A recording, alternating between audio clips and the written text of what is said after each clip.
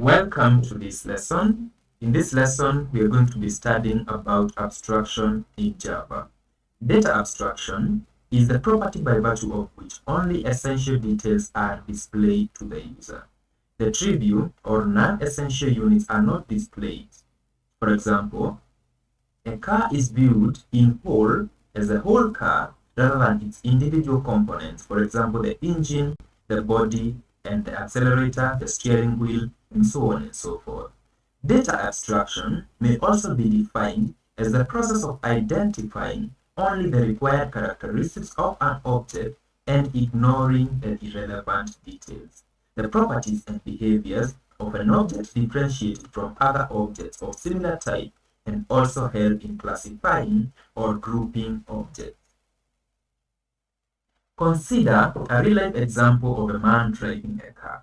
The man only knows that pressing the accelerator will increase the speed of the car or applying brakes will stop the car, but he does not know how on pressing the accelerator the speed is actually increasing. He does not know about the inner mechanism of the car or the implementation of the accelerator, the brakes, or any other feature that the car has. This is what abstraction is. Displaying to the user only what is essential and only what they need, and hiding the implementation of these features.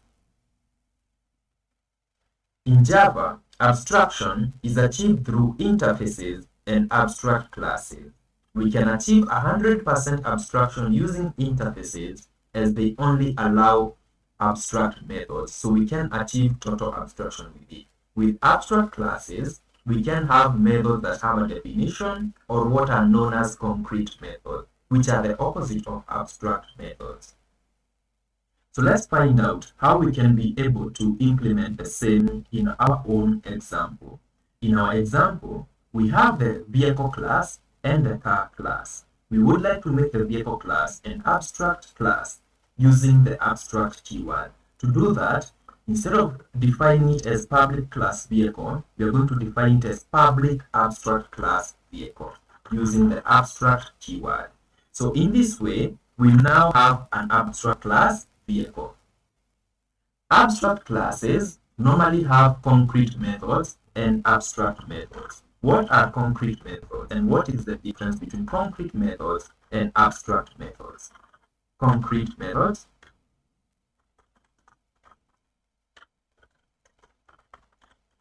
and abstract methods. Concrete methods are methods that have a definition or an implementation in the declared class. For instance, the method honk in the vehicle class already has an implementation and therefore it can be said to be a concrete method.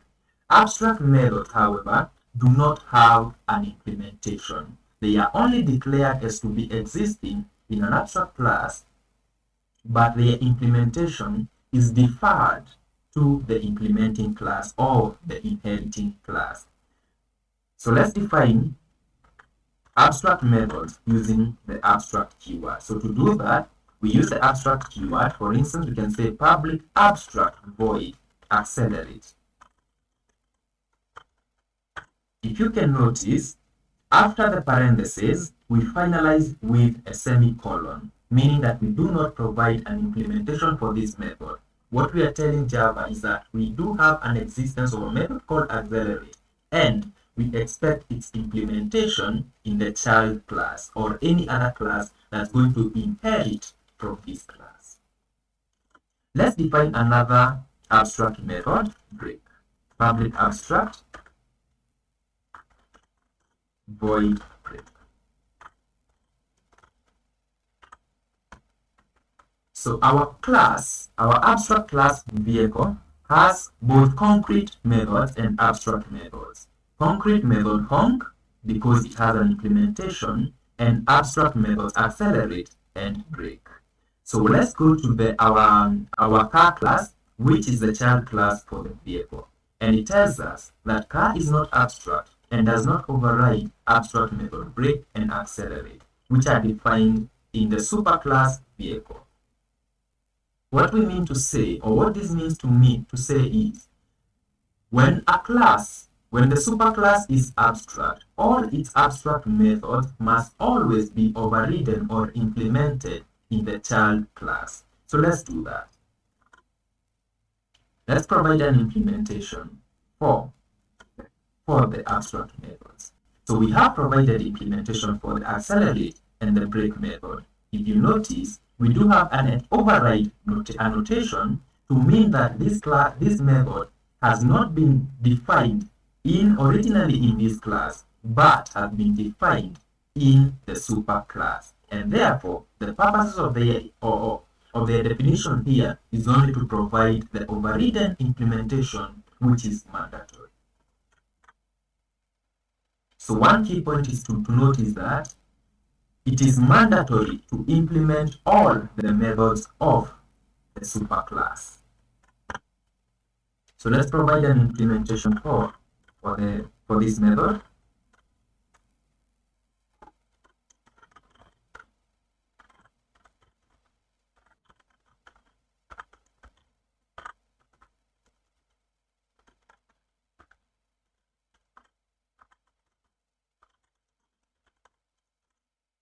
Let's provide also an implementation for the break method.